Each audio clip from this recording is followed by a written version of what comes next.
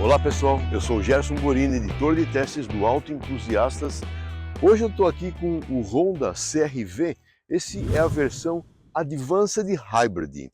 O Bob Sharp ficou encarregado esse ano aqui no começo do ano a fazer a avaliação inicial no lançamento desse carro. Inclusive ele veio aqui para Joaquim Egídio, comigo, avaliamos o carro juntos e ele fez uma matéria bem completa contando todos os detalhes desse veículo. Agora, coube a mim nessa semana ficar com esse carro e fazer uma avaliação mais aquela no uso, de como que é esse carro, principalmente para mostrar para vocês como que é a operação de um carro híbrido. Esse aqui é o híbrido HEV, HEV, que é aquele Hybrid Electrical Vehicle, ou seja, veículo elétrico hybrid. Por quê? Ele tem um motor a combustão e tem um motor elétrico, e os dois combinados acabam fazendo toda a propulsão do veículo. Chega nessa versão aqui no Brasil, na sua 6ª geração. Esse aqui, no caso, essa nova geração, ela é um carro importado da Tailândia. Portanto, ele recebe também aquela taxação de impostos de importação de veículos que está voltando gradativamente, principalmente na parte de veículos elétricos e híbridos. Foi anunciado aqui no lançamento e continua anunciado pelo preço de R$ 352.900. Ele é um carro que cresceu em relação ao CR-V antigo. Ele tem 76 milímetros a mais de comprimento total, agora está com 4.706, e no entre-eixo ele cresceu 40 milímetros, agora está com 2.700 milímetros. Em termos de espaço interno, é muito bom, tanto no conforto no banco dianteiro, espaço no banco traseiro. Sendo um SUV do tamanho médio, a gente espera também que o porta-mala tenha uma capacidade de carga boa, Ele tem aquele recurso de passar o pé por baixo do carro e fazer a abertura do porta-malas. O volume aqui são de 581 litros, mas ele traz um problema. Ele não tem stepping, ele tem apenas o kit de reparo de pneus. E para fechamento, uma coisa bem interessante que nós já vimos isso no HR-V e esse carro também tem. Você tem um botão que você aperta aqui e ele só vai fechar na hora que você sair aqui debaixo do veículo. E aí ele faz o fechamento. Então isso é bem interessante também. E aqui na parte dianteira, como vocês podem ver, o carro está sujo, ou seja, eu tenho usado o carro nessa semana, inclusive no final de semana eu fui para o litoral norte do estado de São Paulo, rodei já com esse carro mais ou menos 700 para 800 quilômetros, e uma coisa que eu gostei bastante, ontem voltando lá do litoral norte, subindo serra, com muita neblina, a parte de iluminação que a gente vê que é toda em LED, ela tem uma ótima eficiência. Eu gostei bastante do resultado, me deu bastante segurança dirigindo esse carro na condição que eu estava ontem à noite na estrada. A parte de rodas e pneus também me trouxe bastante segurança dirigindo esse veículo. Ele utiliza pneus 235 55 19, freio a disco ventilado na dianteira e a disco na traseira. Isso também proporciona bastante segurança e bastante conforto ao dirigir. A parte de suspensão, ele tem McPherson aqui na dianteira e multibraço na traseira. Esse logotipo Honda, com esses detalhes em azul, indicam na linha da Honda que esse carro é um carro híbrido. E aqui está parte da inteligência ou dos radares que auxiliam a passar informações para os sistemas de ajuda ao motorista, em conjunto com o que está ali no para-brisa, que são câmeras, E tudo compõe o sistema Honda Sensing de segurança. Bom, a parte de abertura do capô, ela tem as molas a gás. O motor está montado aqui na transversal. Ele é um 2 litros, 4 cilindros, com todos aqueles recursos de variação de válvula, de abertura de válvula, de admissão, de escapamento que a Honda costuma trazer nos motores dela.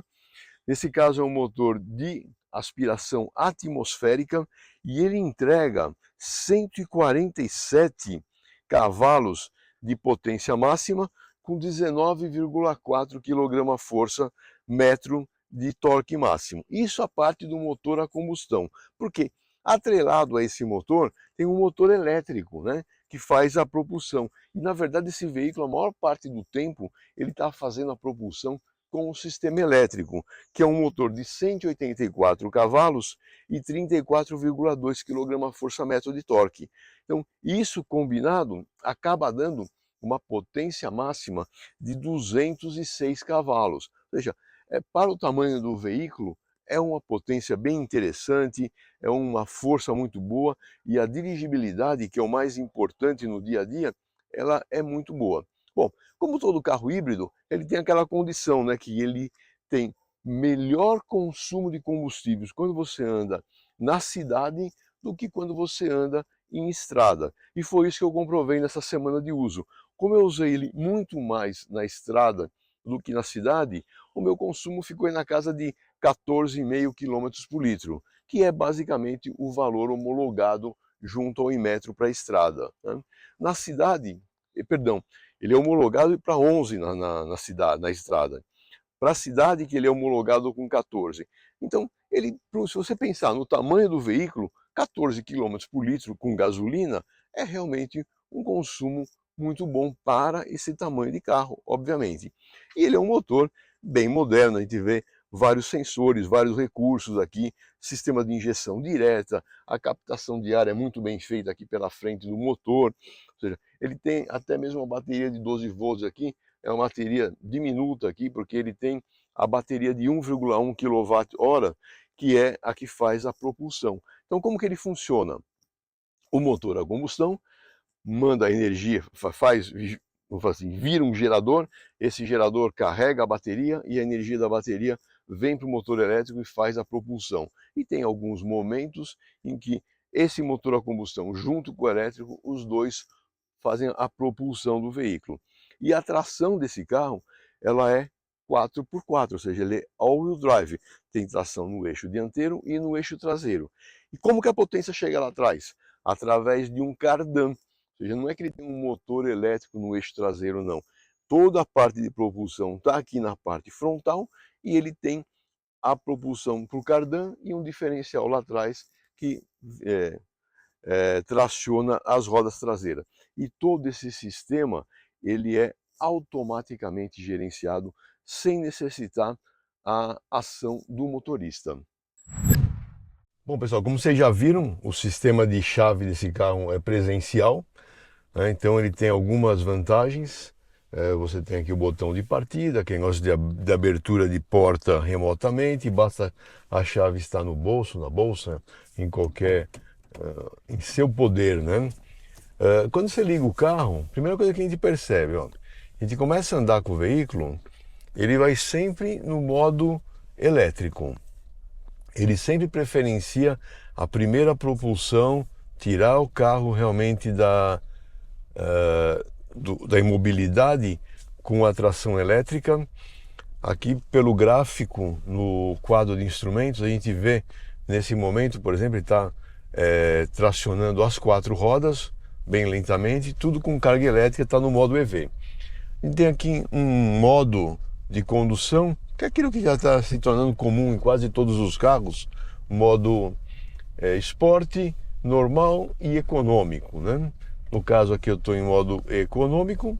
O pareamento do sistema Apple CarPlay e Android Auto é feito sem fio. Saímos daquele piso ali de bloquete, paralelepípedo, entramos num pequeno trecho de terra e a gente vê que a rodagem do veículo ela é bem silenciosa, a aspereza também é muito bom, a movimentação da suspensão muito bem contida, pouca rolagem de carroceria, ele não tem uma bateria grande que auxilia naquilo de trazer o centro de gravidade para baixo, mas mesmo assim ele consegue ter um desempenho bem legal. Esse carro pesa um pouquinho mais do que a geração antiga do CR-V, ele está na casa de 1.819 quilos, mas a relação peso-potência é praticamente a mesma que havia na geração anterior do CR-V. E aqui a posição de dirigir muito agradável. A gente encontra fácil a melhor posição com os ajustes elétricos, né, do banco, ajuste de distância e de altura do volante também facilita bastante, e conforto, né? Essa parte aqui de piso bem irregular e lombadas, a gente vê que ele passa bem, negocia bem as irregularidades e imperfeições do piso, e a gente vai subindo. Nesse momento que a gente já começa a crescer um pouco mais a velocidade, a gente já vê que um motor a combustão já entrou em funcionamento, mas é praticamente imperceptível. Você vai dirigindo o veículo e ele vai alternando com esse motor a combustão operando ou não operando, dependendo sempre da condição de pista, né? Se você tem uma subida, obviamente você precisa de mais carga, então você precisa carregar o sistema elétrico. Se você está numa descida ou numa frenagem, automaticamente ele entra com o sistema de regeneração de energia, independente da ação do motorista. A gente não tem aqui um botão para dizer assim, eu quero andar agora somente no modo EV, ou seja, somente no modo elétrico. Não tem isso. É bom e é ruim ao mesmo tempo, né? Aqui para o Brasil, praticamente independe. Mas em países como Inglaterra, que você tem restrições em algumas partes, em algumas cidades, que você não pode andar com um carro com motor a combustão, aqueles carros que são os híbridos plugáveis, né, aqueles de você carregar com uma fonte externa, aí é interessante você ter isso daí, aí quase todos eles têm, que você preserva a carga elétrica para deixar ele andar somente em modo puro EV quando está nessas zonas de restrição. Isso aqui é um piso bem regular, bem incômodo mesmo, e o carro vai se passa muito bem, o banco dá conforto, sistema de direção tem uma progressão boa no esforço, né, aquela assistência elétrica, bem agradável, a empunhadura do volante de direção também é outra coisa que me agradou bastante ao dirigir esse carro, pelo tanto que eu dirigi aí nessa semana. Visibilidade, né, iluminação aqui interna da cabine. A gente vê que todo o revestimento é feito com esse tecido que imita couro. O teto solar aqui do tipo panorâmico também é outro atributo muito interessante do carro. E a gente vê, né, alguns detalhes a mais de acabamento. Apesar de que tem aqueles caras que reclamam que isso aqui é duro, que aqui é duro, mas aonde a gente apoia, descansa braço central, descansa braço de porta, isso é tudo almofadado, confortável e bem agradável ao toque. E o curioso é que a hora que eu deixo aqui nesse modo que me mostra porcentagem de tração no eixo dianteiro e no eixo traseiro, praticamente o tempo todo ele está tracionando as 4 rodas. Com isso ele mantém melhor ainda o equilíbrio do carro. E aqui, ó, numa frenagem a gente vai tendo a regeneração. E uma coisa bem bacana que ele tem é isso aqui, ó, que você pega uma descida como essa que nós vamos pegar aqui à frente, você tem duas opções. A primeira é manter aqui em modo drive e pelas borboletas atrás do volante a gente aumenta a carga de frenagem do veículo, de regeneração de energia, que consequentemente é como se fosse um freio motor, né? E a outra maneira que você tem de fazer é colocar aqui na posição B a alavanca de câmbio. A hora que você coloca na posição B, você praticamente tem o tempo todo maior desaceleração. E também você pode ajustar essa desaceleração maior através das borboletas atrás do volante. A do lado esquerdo tem um sinalzinho de menos, que você aumenta a regeneração, e do lado direito tem um botãozinho de mais, uma setinha de mais, que você, vou falar assim, diminui a regeneração. E com isso você tem o freio regenerativo trabalhando apenas com um pedal. Ele não chega a ser aquela condução de um pedal totalmente, mas se torna muito perto disso. Com a vantagem que o Honda Sensing, que equipa esse carro e outros veículos da Honda, Ele tem vários sistemas de ajuda ao motorista. Um deles é esse daqui, a hora que você põe a seta direita, entra aqui essa câmera do ponto cego. Você pode desabilitar ou você pode habilitar ela a hora que você quiser também, através de um botão aqui na chave de seta. Ele tem um sistema de permanência em faixa, que quando você tem as faixas bem marcadas no piso, ele te mantém no centro das faixas. Então isso também para viagens mais longas é um conforto a mais, uma segurança a mais. Ontem, como eu comentei que estava andando num trecho de bastante neblina, mesmo com uma neblina bem densa, o sistema ainda funcionava. Chegou num ponto que ele indicou que não estava mais funcionando, porque a densidade da neblina era tanto que a câmera aqui também não conseguia identificar a faixa. E, logicamente, não era uma faixa muito bem pintada, né? Vamos lá, estamos no Brasil. Se fosse talvez na Suíça, o negócio funcionaria um pouco melhor, né? E ele permanece na faixa e permanece no centro da faixa, que é muito útil também. Outro item é o alerta de colisão frontal, e o controle de cruzeiro ele é do tipo adaptativo, ou seja, se você estipula aqui que você vai andar a 80 por hora e o carro da frente por algum motivo reduz a velocidade, ele reduz também e guarda uma distância de segurança. Então são todos sistemas importantes e que trazem segurança na condução. O sistema de ar-condicionado ele é de 2 zonas, tem saída de ar climatizado no banco traseiro, que faz com que a cabine inteira tenha uma boa distribuição, um bom controle de temperatura aqui da cabine, bem agradável também. Outra coisa que me chamou bastante atenção, que eu gostei bastante, por um lado fica fácil para você entrar e carregar o carro, são as portas traseiras, elas abrem praticamente 90 graus, então com isso fica muito fácil quando você quer fazer algum tipo de carga que você vai precisar acessar por aí. Porém, não é muito fácil de você utilizar quando você está numa condição de estacionamento em shopping, supermercados, porque as vagas são muito pequenas para esse tipo de carro, principalmente para querer abrir totalmente a porta.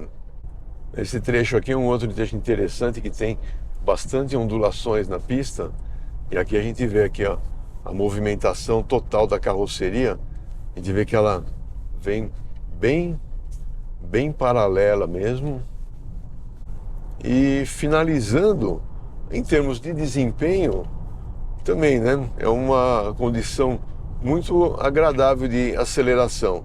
206 cavalos, praticamente 30 kg de torque. Não é aquele torque instantâneo que a gente está acostumado a ver em carros 100% elétricos, mas ele é um torque bem interessante. Então, eu vou pegar essa subida aqui, vou mudar para o modo Sporting. Então a gente já vê que, primeira coisa, a resposta do pedal do acelerador ela é mais pronta, entendeu? E a hora que a gente acelera, ele cresce bem rápido de velocidade. E, novamente, a minha experiência usando ele na estrada para fazer ultrapassagens e manter a velocidade de cruzeiro, acaba ficando muito mais fácil com toda essa reserva de potência que entrega.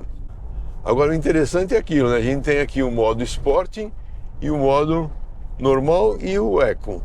Quando é que se usa o modo normal? Praticamente nunca, né? Porque se você tem o Sport, você está querendo mais desempenho. Se você quer mais economia, você já vai direto para o modo Eco. Então, esse modo normal é uma coisa que todo mundo coloca, mas que é meio que sem uso. E aquilo que eu falei, né? É um carro bem agradável, né? Bem completo, entrega bastante conforto. Tem aqui a parte de memorização das posições do assento, que também salva outros ajustes mais que você tenha feito no veículo. É um carro bom para o uso diário, bom para pegar uma estrada, econômico pelo porte e tamanho do veículo. Espero que vocês tenham gostado aí. A Honda hoje tem 3 modelos com essa condição de Advanced Hybrid e o CR-V hoje é o topo de gama nessa categoria. Obrigado aí pela sua audiência e até a próxima.